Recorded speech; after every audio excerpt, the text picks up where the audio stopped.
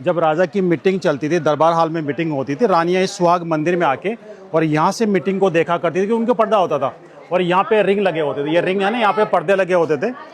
पर्दे लगने से इस पूरे महल के अंदर थोड़ा डार्क रहता था, तो वो अंदर से बाहर इजीली देख सकती थी, लेकिन बाहर के लोग अंदर नहीं देख सकते थे। ये पुरानी जालियाँ हैं, करीब 400 साल पुरानी जालियाँ, जो मार्बल के अंदर होल करके बनाई गई है। और यहाँ पे एक विंडो है। इस विंडो से जब बाहर रानी देखती थी, राजा का जो दरबार वहाँ पे लगता था, इस विंडो में से देखा करती थी, विंडो खोल के। और जब राजा दरबार ख़त्म करने के बाद जब अंदर आते थे, इसी विंडो से फूल डाल के उनका वेलकम करती थी। लेकिन राजा ने अगर कोई गलत न्याय किया है, न्याय का समय सही नहीं है, किसी को गलत सज़ा मिली है, तो सामने जाके तो वो उसका विरोध नहीं कर सकती थी, लेकिन फूल नहीं डाल के ये उसका विरोध करने का तरीका था। और फूल नहीं डालते थे, राजा समझ जाते थे कि मुझसे कोई गलती हुई है। और रानी जो साइड में दोनों तरफ जो रूम बना रखे हैं, इनको कोप रूम बोलते हैं, कोप भवन बोलते हैं। कोप रूम में जाके रानी बैठ के अपना दरवाज़ा बंद कर लेती थी। तो ये उनका एक नाराज़गी जताने का तरीका था। उसके बाद राजा आते थे, गेट खुलवाते थे, रानी को मनाते थे, उनको पूछते थे किस तरह की नाराज़गी है। तो नाराज़गी का अपना कारण बता दी थी कि किसी को आपने सजा दी है, वो गलत टाइम पे दिए, उनके माँ बाप अभी बुढ़े हैं, उनको भगवान के पास जाने दो, या उनके बच्चे बड़े होने दो।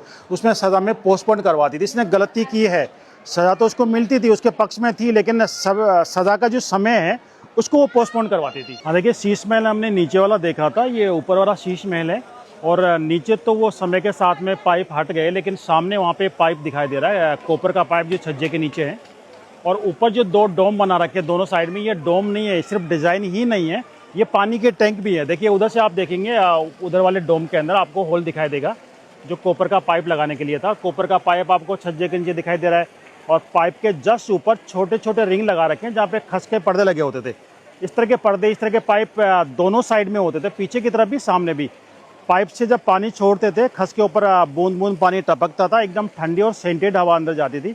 यह आपके सामने आज भी है, पाइप लगे हुए हैं, वो डोम है, वो पानी के टैंक भी है, डोम भी है, उसमें होल बना रखा है जो पाइप लगाने के लिए था।